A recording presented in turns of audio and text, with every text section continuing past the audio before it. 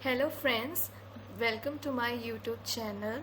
So today we will do the topic economics as science of welfare.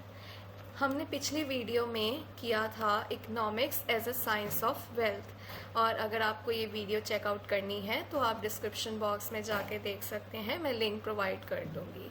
ठीक है, तो without any further delay let's start with our video today. So let's read line by line from this part. So we are reading from the NIOS National Institute of Open Schooling book. This study material of economics. It is of secondary course. You can say 9th to 10th it can cover. Yeah, so it is a very good material if you are if you are learning about the basic economic concepts. You can refer this book also. It has a very good content, right? All right, so let's start. The problem with wealth definition was that it did not talk about people who had no wealth. So पिछली video में हमने discuss किया था कि economics क्या होती है, कि इकोनॉमिक्स एक वास्ट सब्जेक्ट है और इकोनॉमिक्स को एक साइंस ऑफ वेल्थ भी कहा जाता है। ठीक है, लेकिन कुछ लोग जो थे वेल्थ डेफिनेशन से इतने वो नहीं थे कि ठीक है इसका मतलब है कि ये एक साइंस ऑफ वेल्थ है, was that it did not talk about people who had no wealth, है ना। ये तो सिर्फ उन लोगों के बारे में बात करिए कि जो जिनके पास वेल्थ है, लेकिन व्हाट अबाउट दोज जिनके पास वेल्थ नहीं है, तो उनका क्या होगा। Having wealth and not having wealth divided the society into rich and not rich और पुअर। सो आपको पता है हैव्स एंड हैव नॉट्स, है ना, जो रिच हैं और जो पुअर हैं। हम तो इसमें जो पिछली डेफिनेशन है उसमें सिर्फ यही बात कर रहे हैं कि जिनके पास वेल्थ है ना, उनके बारे में ही बात कर रहे हैं। लेकिन व्हाट अबाउट दोज जिनके पास वेल्थ नहीं है, तो इस डेफिनेशन के साथ ये थोड़ी सी प्रॉब्लम थी। फिर जो अब देखो जो वेल्थ है होनी चाहिए नहीं होनी चाहिए, ये सोसाइटी को डिवाइड कर देती है रिच में और नॉट रिच में, मीन्स पुअर पीपल में। आपको पता है किसी भी सोसाइटी में रिच पीपल भी होते हैं, ठीक है, मिडिल क्लास भी होते हैं और पुअर भी होते हैं। ठीक है, so many scholars in the early 19th century thought that economics should address the issue of welfare of the society, society का भला कैसे हो, and not just wealth. So some scholars जो थे वो ये मानते थे कि हमें ये भी सोचना चाहिए कि सोसाइटी का भला कैसे होगा। यही नहीं सिर्फ सोचना चाहिए कि वेल्थ कौन सा इंडिविजुअल कितनी वेल्थ जो है वो क्रिएट कर पा रहा है।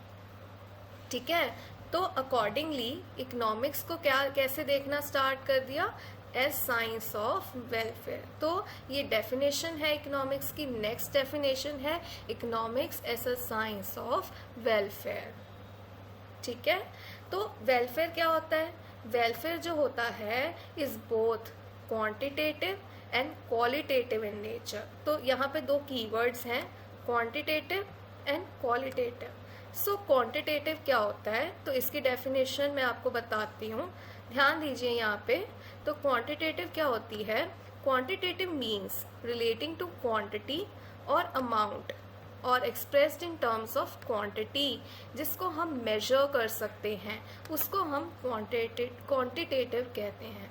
सो मैं आपको अलग से ये क्यों बता रही हूँ, क्योंकि कभी कभी जब हम ऐसे कॉम्प्लेक्स सब्जेक्ट्स पढ़ते हैं तो हमें कुछ कीवर्ड्स मिलते हैं, तो अगर हमें उसका मतलब नहीं पता होता तो हमें डेफिनेशन नहीं समझ आती। तो दैट्स वाई आपके लिए थोड़ा सिंप्लीफाई करने के लिए मैंने आपको इसका मीनिंग बताया। तो जो क्वांटिटेटिव डेटा होता है उसको हम एक्सप्रेस कर सकते हैं नंबर्स में, हम उसको मेजर कर सकते हैं वैल्यूज़ में। ठीक है, तो आई थिंक आपको क्वांटिटेटिव का जो मीनिंग है वो क्लियर हो गया होगा। ऑलराइट, सो